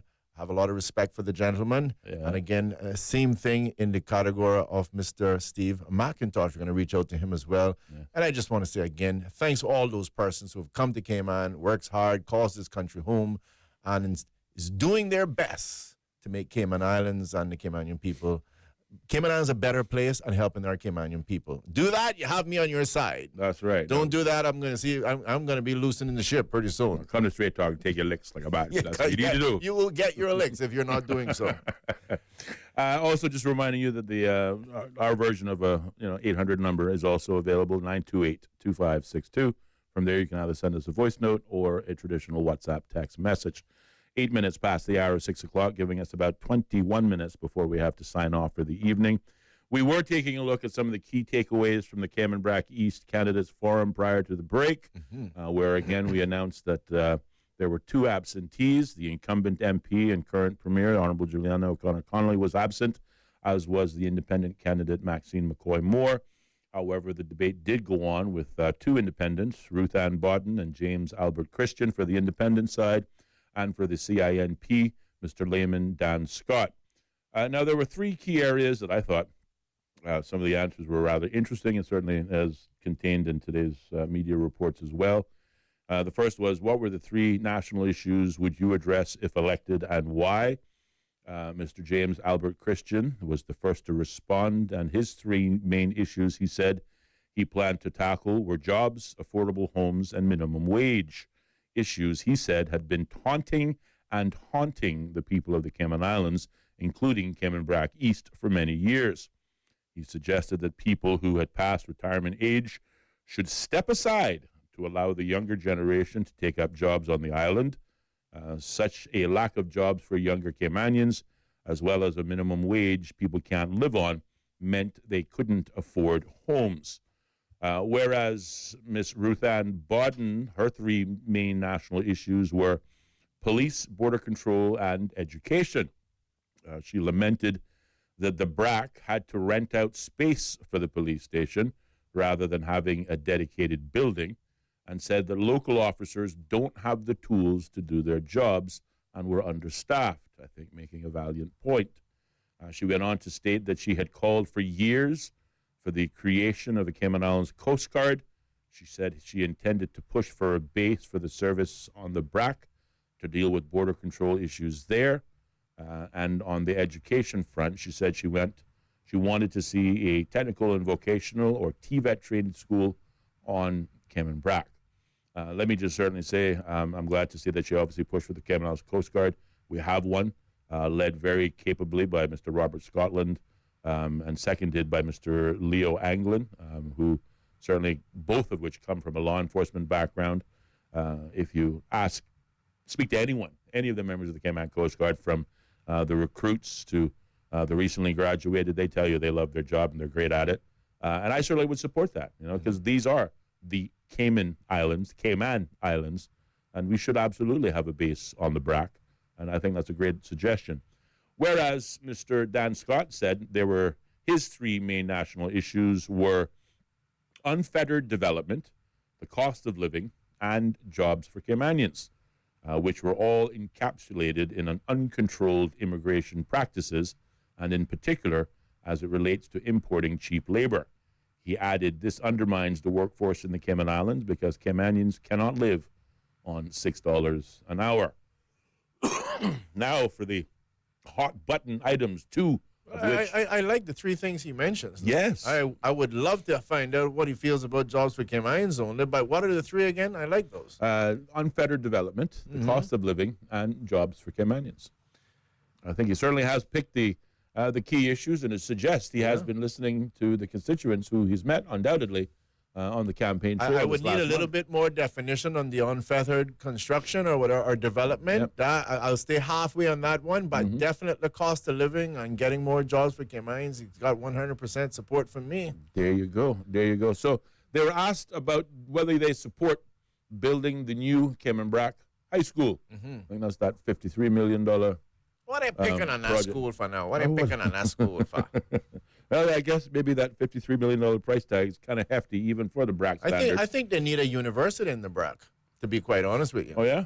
Yeah, it's an idea of mine for what it's worth, but I think that from everything I used to hear from BRACers, it was like they want more activity. They want a little bit more development, but not the same thing as Cayman, right? Yeah. And they definitely want more commerce because when kids graduate high school, there's no jobs waiting for them. More economic activity. They leave Cayman Brac to come to Grand Cayman. Right, and amongst other things, I just think it would be a good place to have a wonderful university where you could bring in, again, I don't know what the proper terminology would be, but, let's picture, MIT having a marine biology section there in Cayman Brac, a nice university. Yeah. So if they are wanting to argue about the $53 million school, I mean, maybe it could be a good start for a university. Yeah. But I could very well see people come in there, the student activity, it would create a lot of activity, a lot of economic activity, I think, for the BRAC. Yeah. At least it's just my thought. No, I don't disagree. And certainly, again, we're talking about building the infrastructure so that residents, citizens don't have to leave, don't have to take a short plane ride for greener pastures. It should be available right there at home. Tell you what else would be good about it, Austin? What's that? They said the wise men came from the east and went to the west and never went back. Right. This way, they would be putting them back where they are. They'd be back in the east again. They'd be back in the east again, where they want to be anyway. Yeah, that's a good point. Well, the thorny issue of the new proposed high school was put to the candidates. The escalating costs of the controversial project, spearheaded by the absentee premier, Juliana O'Connor-Connolly, was one of the reasons cited by 4 MPs for their resignation from government in October. They say October, it was really November last year. Who's counting? Anyway, acknowledging it was a quote-unquote hot topic, Dan Scott said he had concerns about the expected cost of the new school. Scott, whose father, Layman E. Scott Sr., was the first principal of the current school, which is named after him, said he had no problem with a new school being built, but questioned whether we are getting value for money and is it being built in a way that makes sense. Well, certainly on the value for money side of things, I read somewhere someone stated that at the proposed cost of the new high school in Cayman Brac, you could fly every Cayman Brac student to Grand Cayman every day and fly them back to Cayman Brac at night and still be cheaper than the cost that is proposed for that high school. So, again, I don't know whether that's a bit tongue-in-cheek, which I'm sure it is. I don't know whether it's an over-exaggeration or simplification, but I just throw it out there. I bought it, sell it to you as cheaply as I bought it, so to speak. Well, I'll tell you what we can do, Austin. We can endeavor to reach out, find out exactly how many students we're dealing with. Yes. The cost of a good flight. Yes. And we can do the math and confirm whether that is indeed the case or not. That's right. I did go to school, so we good at arithmetic. Yeah, we good. we good at their mathematics. Mathematics, that's right. Scott and 2 other candidates also raised concerns about the lack of Cayman Brackers working on the construction of the school. So they support the school, but they're wondering, where are the job opportunities for Brackers in its development and or construction. Whereas Mr. James Albert Christian went on to state that he had nothing against the island getting a new school, but added what he was against is the tendering was given out to only certain contractors, but none of the local contractors got a piece of the pie. Really? Which I did not know about. I mean, really, you're building a school in the Cayman Islands, in the Cayman Brac in particular, and no local contractor got a shot. That does cause a few eyebrows to go up. Absolutely. Kind of rough, yeah. He questioned why the Brac needed a school of that magnitude, apparently judging from its size, and called for the current building to be repurposed as a trade school once the new school is opened.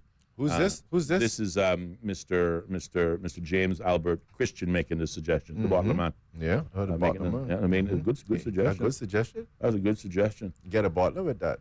He probably could, indeed. Meanwhile, Ruth Ann Bodden also suggested that the timeline to build the school within 2 years should be extended to at least 4 years, which she said would enable more Brackers to get jobs on the site. So clearly, the common denominator here is jobs creation, wondering whether or not there are opportunities for Brackers specifically, and questioning why that is, and of course the cost factor, which of course is associated with the overall size of the proposed project. But as small as Cayman Brac is, when Cayman Brac does things, they like to do it big, right? So, we can't really hold that against them. When you're a little bitty, you just, you want to be big. So, this school, was this just to be like a high school, or what? This is proposed to be a new high school for Cayman Brac, suggesting that, the Layman E. Scott High School has been around long enough and serves its purpose, but it would be more expensive to retrofit that than simply build a new structure from the ground up. Again, we would have to obviously get further details to validate that remark. But certainly we would make an effort. Well, I didn't honestly read the article, but I definitely like James. What's his name? James what? James Albert Christian. James Albert Christian. I like that idea. Yeah. I think that again, you're talking about something that would be bringing in some revenues as well, because you're not really charging for high schools. No. That's a complete absorption of cost by the taxpayer. Yes, yes. But expenditure. But even if you could start off using a part of it as a vocational school and, like I said, working in a kind of college or university direction, you're talking potential revenues and being able to pay for the building. Well, yes, but he was suggesting the TVET school will be what we repurpose the existing Layman Scott High School for. So once the new high school is built, then don't destroy that. Use the other one for TVET. And I don't disagree with that either. Listen, I don't disagree with that at all. I mean, when I look at the John Gray High School, which arguably, we spent a lot of time talking about construction, but, a lot of those buildings, they weren't that dilapidated that they could have been repurposed likewise for further TVET, further opportunities. Don't get me on that one. But we do like bright and shiny in this country, boy. We like they it blame new. that one on asbestos, and then of course there's the the old government administration building, the Glass House. aka Glass House, just been sitting there. Yes. Yes. I know that there was a derelict law that we passed that said you're not allowed to do stuff like that.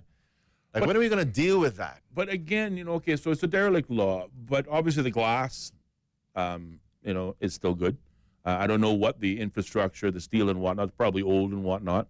But I'm certain that building does not need to be, quote unquote, demolished to the ground. No, completely. But we could repurpose it for something greater. Completely agree. I mean, at the minimum, you could have used it for something. I don't know. You could have made it a finance thing, a museum, whatever. Do something with it. Yeah. I thought it would make an excellent museum. But the claims was, this is, there's asbestos in there and people can't live. No, I don't know. Well, that makes me concerned. I should put my suit in soon because I worked there for at least 13 years. Yeah. But what did you have me breathing? Yeah. But anyway, really to just allow that building to just sit there and go into the state of dilapidation that it is, is just shameful. It is. And that's where I transition now to the derelict. Mm-hmm. It's like, I know that there's a law that is supposed to be stopping anyone from allowing a building to get like that. Yes, yes. And to stay there as an eyesore to the public, I mean, it's just terrible. Yeah. Well, again, I don't think it's an eyesore. From the outside, it looks like a building that if you didn't live here and didn't know better, would think surely it's occupied.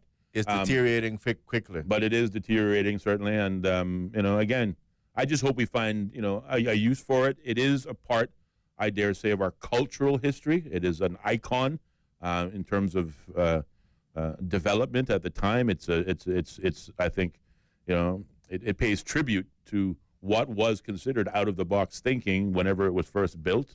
It is a unique building. It's a beautiful building. It is a beautiful building. You're absolutely right. It is a beautiful building. Always loved that building. And again, we could repurpose it. It's proximity to the police station. It's in the middle of the police station and the government administration building. You got Radio Command behind it. Again, there are opportunities to repurpose it. We don't have to make a building, all 4 floors just for one department, but maybe split it up. I'm just saying. No, it could have we been have used. opportunities there. The final controversial issue that was a hot topic at the Cayman Brac East Candidates Forum is the Frank Schilling proposed multi-million, with an M, dollar harbor and marina development, more commonly known as Port Zeus, which is currently undergoing an environmental impact assessment. Independent candidate Ruth Ann Bodden stated categorically and briefly that she would not support the project, saying people come to enjoy what we have to offer. We should not change our environment to accommodate anyone else. Now, a big part of the Port Zeus project would require cutting a channel through the main coastal road and arguably through marine protected reef, a degree of dredging, to get to Port Zeus, which would sit behind, hang on. Is Port Zeus the one that's behind I'm the being Alexander? educated. Yeah. Well, I think Port Zeus is the one that's behind the Alexander that was first proposed by Cleveland Dilbert, but was turned down. This is where you have the pond that dries up. Dries up once a year. And so what are they suggesting? Well, they're suggesting to turn it into a port, like a proper yachting port, whether it be for mega yachts or just a marine port. Lord, I can hear the zealots coming out. But yeah, I mean, again, it's development. Multi-million-dollar harbor and marina development is what it proposes. But Ruth Ann Bodden drawing a line in the sand saying, absolutely not. If I'm elected, I will shut that project down day one. Whereas Dan Scott, however, had a more measured response, stating that in his view, Port Zeus or anything else on Cayman Brac comes down to what do Cayman Brackers want. He said he attended one of the environmental impact assessment meetings about the project and felt that the process gives residents a chance to air their opinions on the subject. And if the majority of Brackers support it, then so would he. Whereas Mr. Christian, Mr. James Albert Christian, again, took the position that said that there were pros and cons, in his view, to Port Zeus. He said he did not believe the people of Cayman Brac would benefit from it, saying that he and his daughters had challenged developer Schilling about the project at a meeting in Cayman Brac and insisted that it would be a disaster for the people of West End, and the majority of Brackers say they just simply don't want it. So, again, this could very well be, a legitimate issue. Do Brackers want it? Do they not? I don't know what Brackers are saying. I'm happy to hear the discussions, but I know that thing dries up and it doesn't smell that great. I'm not sure why. I don't know. What is it that the concern is? Because they have to dredge in from and bring the ocean in there. Is that what it is? I guess. But again, I want to be cautious with my statements because there were two marina proposals for Cayman Brac on two opposing sides. And regrettably, I don't know Cayman Brac that well enough to sit here and say I'm authority speaking on this from a matter of fact. I would have to verify and validate these claims. So I'm thinking Port Zeus is, again, behind the Alexandra Hotel on the site that is the Malportis Pond, I believe I'm pronouncing it correctly, that does dry up at least once a year, and it emanates a smell. Yeah. But again, Mother Nature gives and she takes away. It comes and it goes. And that was a proposal under Cleveland Gilbert when he owned the Alexandra Hotel. It was rejected at that time. There has since been other proposals, this Port Zeus project. Again, I want to say now, the more and more I talk about it, that it may in fact be at a different location. But I will hopefully have that verified by tomorrow. Well, we should check into it. It sounds like a worthy discussion. It certainly is. You know what I think sounds like an even more worthy discussion? Tell me. We should be sent to the Brac to explore this issue, you and I. Well, considering and report back. Considering it's only two of us, one of us will have to go and the other one communicate on the phone. Oh no, my friend, this is the digital era. You and I will be able to conduct our show live from the Brac with just a good internet connection. That's all we need. All right. That's all we need. Then so sounds like a plan. We're going to add it to the list of to-dos. The bucket list. To the bucket list. Because you know what? You and I broadcast from the Brac once in our former life. I think twice. Was it once or twice? I think twice. Really? I remember once. But okay, you could be right. Paloma? Yes, that's right. That's right. That's right. You went over. Yeah, you went over by boat, by tender that time, didn't you? Yeah, by the tenders. Yes, I flew. I don't know. I drew the longer straw. maybe that's why that's a trip that I remember. I don't know why. Yeah. But no, I remember us going. I remember us having a great show.